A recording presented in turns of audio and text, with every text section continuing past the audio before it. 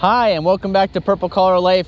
In today's video, we're going to talk about the 8 most frequently asked questions about our new Super Duty truck with the 7.3 liter Godzilla engine. As you can see, we did finally here in Northwest Pennsylvania get some snow.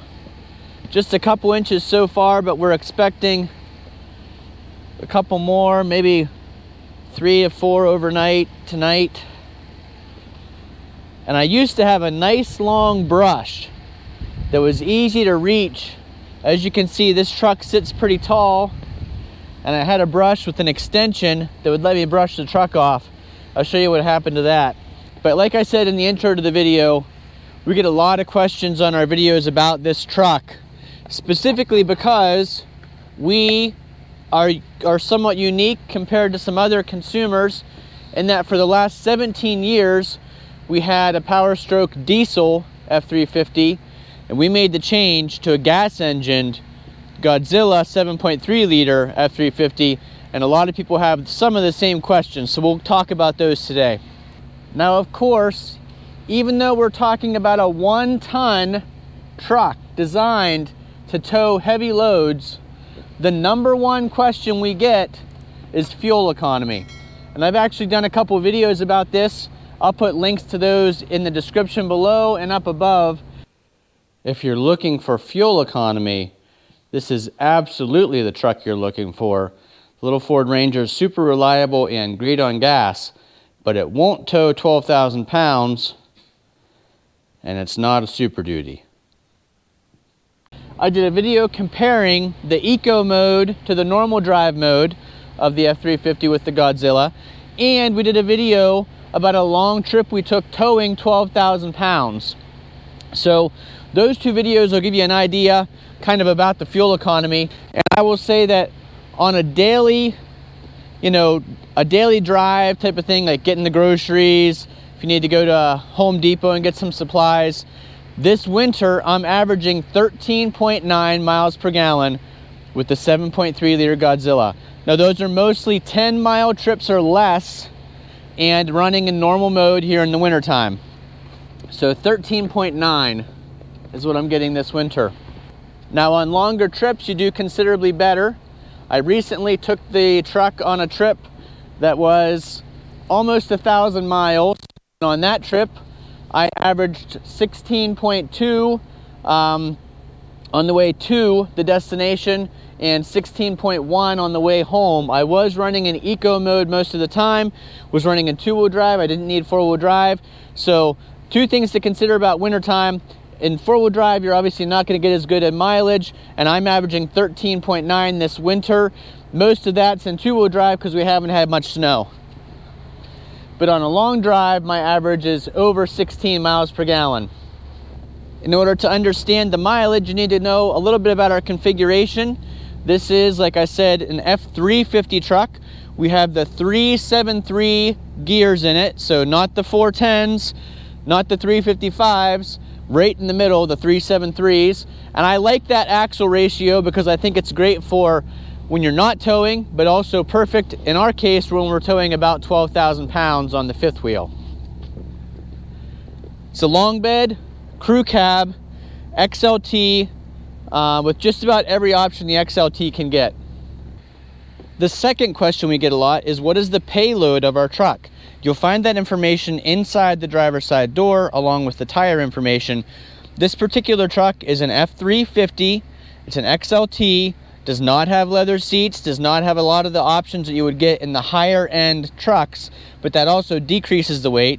The fact that it's not a diesel decreases the weight, which increases our payload to 3,981 pounds. So that's the second most frequently asked question we get, is what is the payload of our truck? Almost 4,000 pounds. The third most frequent question we get is about the 10-speed transmission mated with the Godzilla engine. Now I know I'm on the Ford forums, I'm on the Super Duty forums. I know I've read some horror stories about people who have gone through 2, 3, or more transmissions with that new 10-speed.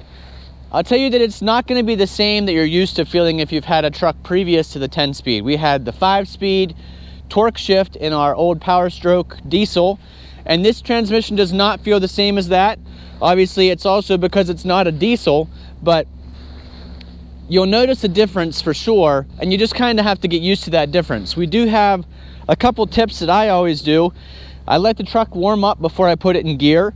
I noticed that if the truck is cold at a high idle and you put it in gear, it really will lurch you forward. It's a lot of torque pushing on those rear wheels. The other thing I'll notice is when you're towing with the 10-speed, it does want to shift down a little faster in tow haul mode. So that's part of the design of the pickup truck, but you'll feel that, and it'll feel like, whoa, we really just shifted down a long way. And that's because it's doing its job to help you save on the brakes of the truck and the trailer. But personally, other than just getting used to the difference of the feel of the 10-speed, I really like the improved fuel economy because of those 10 gears. I really like how smooth it shifts once the transmission's warmed up between gears, and I like the ability to tow even in higher gear ratios once you're at speed on the interstate. Another question we get a lot has to do with the underneath of the truck, and it's kind of a two-part question, maybe two separate things, but we're going to combine it into one. A lot of people ask, what is that thing underneath the gas tank on my long bed pickup truck? Well, when I first saw it, I wondered the same thing. It looks like something should be bolted there. I thought, am I missing something? Is that like where our fuel filter is supposed to be bolted? Or is that something for if it were a diesel to have a particulate filter or something? What is the purpose of that little thing underneath? In all my searching on the forums, what I found is it's actually a safety plate that in case of a side impact collision or some type of a collision, that helps protect the fuel tank in the event of an accident. So it looks kind of weird hanging down, and I didn't know what it was either. If you guys know for sure what it is, leave those comments down below. But the best thing I could find is that it's something for when you're in an accident to help protect the fuel tank. The second part underneath the truck has to do with the muffler. Now, the first couple times I had this parked in the garage, you notice when I started up and let it warm up, I would see little bits of spit coming out of the back of the exhaust, and I thought, you've got to be kidding me. A brand new truck, muffler already has a hole in it, but that's actually part of the design. The long bed truck here, the Godzilla engine, makes a lot of moisture in that long exhaust system, and there's actually a small drain hole in the bottom of the muffler, so as it's warming up, any of that moisture that builds up in there will spit out the back. And if you're sitting on a concrete pad or somewhere in your driveway, you'll notice it'll actually drip water out of there, and you'll think you have an exhaust leak. It's actually a designed leak so that the moisture doesn't rot away at your exhaust lines. So there you go. If you hear that little spitting noise and see water coming out of your muffler, that's because it's part of the design. The next question I get a lot is, how does it do in the snow? People know that we live here in Northwest Pennsylvania in the snow belt underneath Lake Erie. Well, you can see with no weight in the bed, sitting on ice covered with snow, we may have some trouble getting going. We'll pull ahead here a little bit.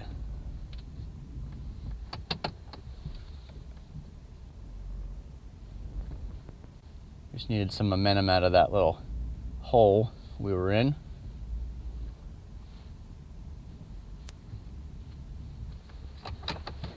As far as driving around in the snow goes, so far with the limited snow we've had so far this winter, I've had no trouble with this F-350 with the Godzilla engine. It does handle a little bit differently than the diesel did. I think it's actually a little bit better in the snow than the diesel was. I did take the all-season Goodyear Wranglers off for wintertime. I run dedicated winter tires in the winter here in Northwest Pennsylvania. So I'm currently running the General Grabber Arctic LT tires. They are studded and they do okay on this truck. They didn't do that great on my diesel truck. I think they do better on this truck, but they're definitely better than the all-season, all-terrain tires that come with the truck standard. Of course, we get a lot of the questions, do we have any regrets going from the diesel engine to the gas? I would say no. I appreciate that the gasoline is cheaper than the diesel, even though it shouldn't be. The diesel, in my mind, should be cheaper, just like it was when I first bought my first diesel pickup truck. But the diesel is considerably more expensive fuel. The gasoline engine is easier to maintain, less things that can go wrong, easier for anybody to work on, a regular mechanic, whereas with the old diesel, I had to find a specialty diesel mechanic to do any work. And as you know, if you watched our video about why we sold the diesel, we had a lot of trouble with that Power Stroke engine. I've had zero trouble so far in 6 months. As you would expect, you would have no trouble with a new truck, but I've had zero trouble with anything with the truck. The engine, the Godzilla, has been powerful enough for all our towing needs. Like I said, we tow about 12,000 pounds.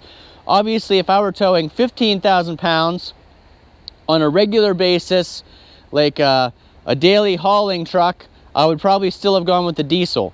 But for our weekend camping or once in the summer long trip vacations, I think the Godzilla was the way to go. So as far as diesel versus gas, we have no regrets making that switch. There is a regret that we do have with this truck, and that is that we didn't go another class up to the Lariat or another category where we could get leather seats. We really miss the leather seats that we had in our old Lariat F-350. These cloth seats are okay, but I think they're gonna wear much more quickly. They're gonna show every bit of dirt, and I just miss the comfort of the leather seats. I don't think the seats are as comfortable in this truck as in our old truck. And I don't know if that's just the design of the seat isn't as comfortable anymore, or if it's the leather versus cloth. But I will say that is a regret that we didn't go ahead and find a truck that had the leather seats and the center console, because we really like to have that additional storage console that we're missing, having 6 available seats here in this truck. But even with those 2 regrets, leather seats and the console, we're still really happy with this F-350 that we were able to find during the pandemic when we absolutely needed it, when we were having a lot of trouble with our old Power Stroke.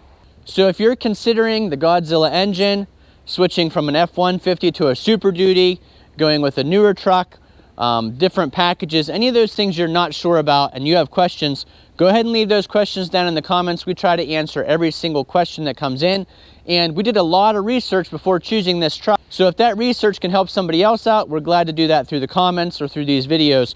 We've got other videos about the truck. We've got one about the 10 features that were on our must-have list when searching for this truck. We've got the one about towing 12,000 pounds on a long trip. We've got the initial tow. I've got the eco versus normal miles per gallon gas consumption. So we'll have future videos also about this truck, but I wanted to kind of give that 6-month impression and the questions we most frequently get about the truck.